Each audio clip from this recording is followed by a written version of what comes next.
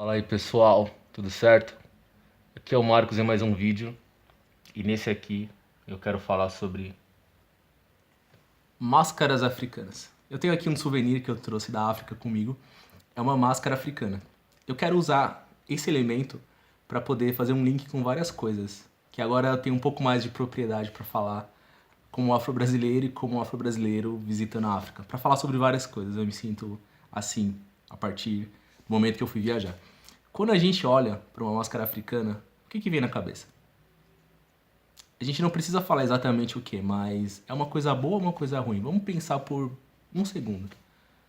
A associação é extremamente negativa quando a gente pensa numa máscara africana. A máscara africana pode estar associada à religião, pode estar associada à caça e à guerra, pode estar associada a comemorações e não necessariamente apenas à religião, mas a gente olha e a gente imagina uma coisa ruim. E a gente junta tudo ali no mesmo pote e chama de macumba e fala que é coisa ruim. Sendo que na verdade macumba nem tem muito a ver com religião, tem mais a ver com uma dança, enfim. Mas esse não é o caso. Então, usando esse link da máscara para falar sobre coisas negativas. Quando a gente pensa em cultura africana como um todo, quando a gente pensa em esculturas, pinturas, religião, povo, isso é sempre associado com coisas negativas. Quando a gente imagina a África como um todo, como um continente, a gente imagina extrema pobreza, guerra, fome e coisas desse tipo. Mas, voltando aqui para a questão da religião, será que a gente pensa por que isso acontece? Por exemplo, eu sou afrodescendente e desde criança em casa eu fui ensinado pelos meus pais, que também eram afrodescendentes, que religiões africanas eram coisas do demônio. Mas eu devo culpá-los por isso? Eu não penso dessa forma. Eles foram ensinados pelos pais deles a pensar dessa forma. E os meus avós foram culpados? Também não foram culpados. Era falta de conhecimento. Por quê? Os pais dos meus avós os ensinaram a pensar dessa forma. Se a gente for cavando cada vez mais, vai chegar num ponto em comum. Quando nós fomos trazidos como escravos da África para o Brasil, a nossa conexão com a nossa religião, com a nossa cultura, ela foi exterminada.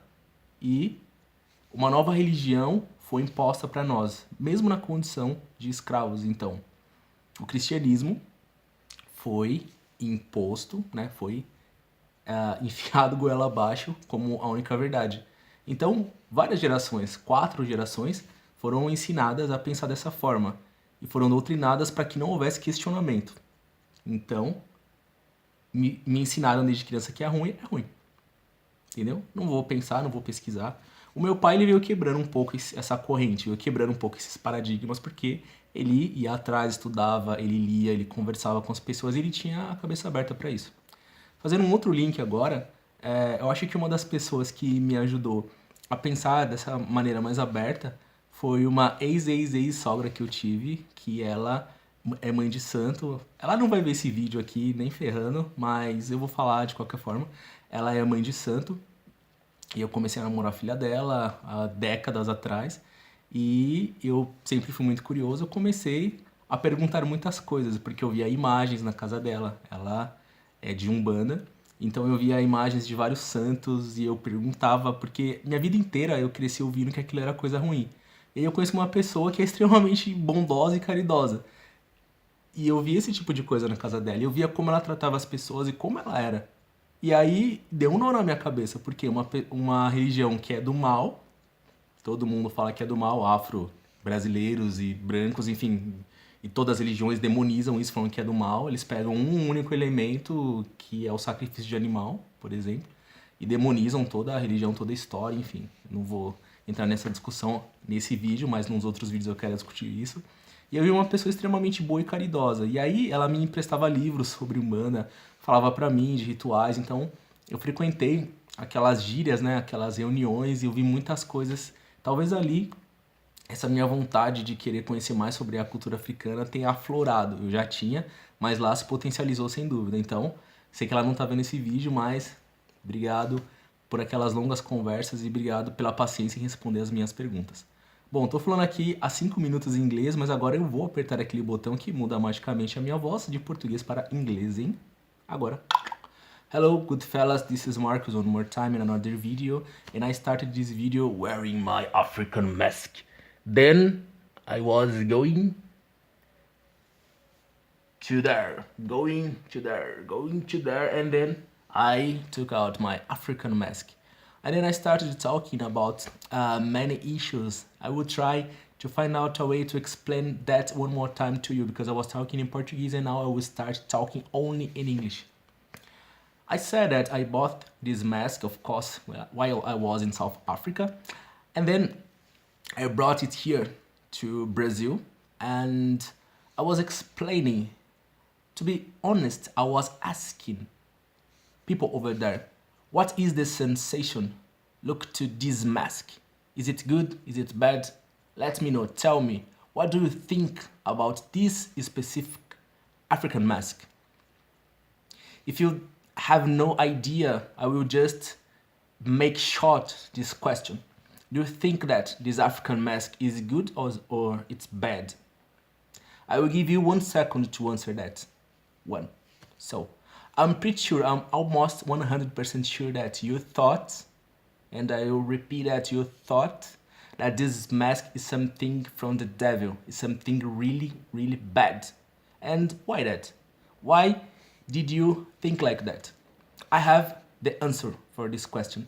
I'm totally sure, and I repeat that, I'm totally sure that you think like that because someone taught you to think like that.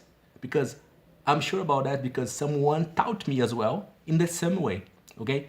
And since I was about perhaps 9 years old and 10 years old, 11 years old, it doesn't matter at all. I was taught that African religion is something really bad, okay? And I was making a link between African religion and this sort of mask because I explained in Portuguese that this type of mask might be used, for example, to hunt, to fight for war and things like that. Not only for religion issues, but many people think like that because they don't have knowledge about African culture, because African culture is always something from the devil. We learn about that all the time, okay? And I asked it in Portuguese as well, what is the sensation when we think about Africa? I have the answer as well. We think about poverty, we think about charity, we think about war, and we think about devil, about some religion from the devil. We think like that. Even Afro-Brazilian like me, Afro-Brazilians like my family. And I was explaining Portuguese that my parents, they thought like that while they were alive, because they passed away. And I don't know if they really have guilty to think like that, because they were taught to think like that by their parents, okay, my grandparents. And it is something since we were kidnapped as slaves in Africa, probably in Mozambique or Angola or Green Cape. I don't know. We don't have this knowledge. I know for my father's part that we came from Ethiopia, and I can't explain about my mom's part. I don't know really because many mixture between black, white, and even Japanese, and I don't have the right answer to say that right now. Okay, but coming back to the link about the mask, when you think about Africa, about African sculptures, African painting, and African culture in general, in Africa religion, we think about something bad.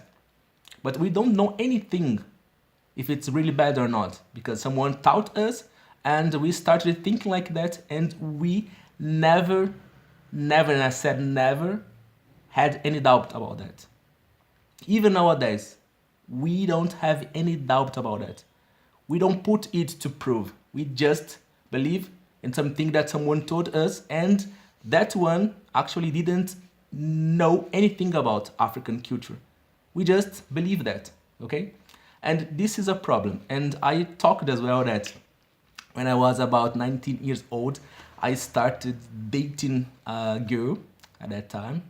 And I had a mother-in-law, and in Portuguese we say that she is Mãe de Santo. In English, I have no idea how can I say that, but she is from African religion. It's named Umbanda, and at that time I was really curious. At home, I just listened about African religion as something from the devil. But when I met this mother-in-law that I had, and when I started asking many things, because I had many, I was really trying to figure out a way to learn that things that many people told me were something from the devil. But when I met this old woman, I realized that she was really a good person. And then I thought, how do a good person might be wrong in some way?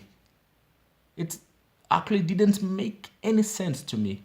And then I started believing my own thoughts about her. And I started asking many things. Then she lent to me many books, and I started learning, reading many content about African religion and African culture. Of course, that previously I really have some wish to know more about my ancestral culture. And then when I met my ex-mother-in-law, it was really a gift to me. I am totally sure that she isn't seeing this video, but it doesn't matter. I will talk about her. And I learned many things, okay? And I really thank her to that conversation we had many time ago. Perhaps that conversation helped me to construct some good thought about Africa, and then I went to Africa, okay? And she in some way is a little bit responsible to my trip to South Africa. And that is really nice, okay? Exchanging knowledge, exchanging culture, and things like that. Oh, this video is about 13 minutes and I don't want to be longer anymore, okay? I will stop that right now and I will do my introduction. Of course, that I will introduce myself because perhaps you don't know me. Perhaps this video is the first one that you over there are watching. And I will say my name. My name is Marcus. And I will say my age. I am 37 years old. I will say my state. I'm from São Paulo. I will say my city. I'm so sorry. I will say I'm right. Sorry. My state is São Paulo and my city is São Paulo as well. Okay?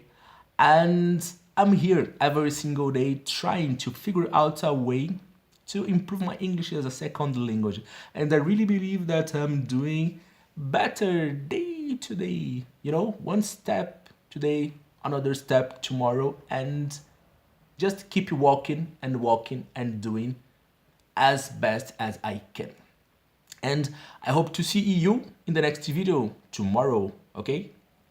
Don't lose my video.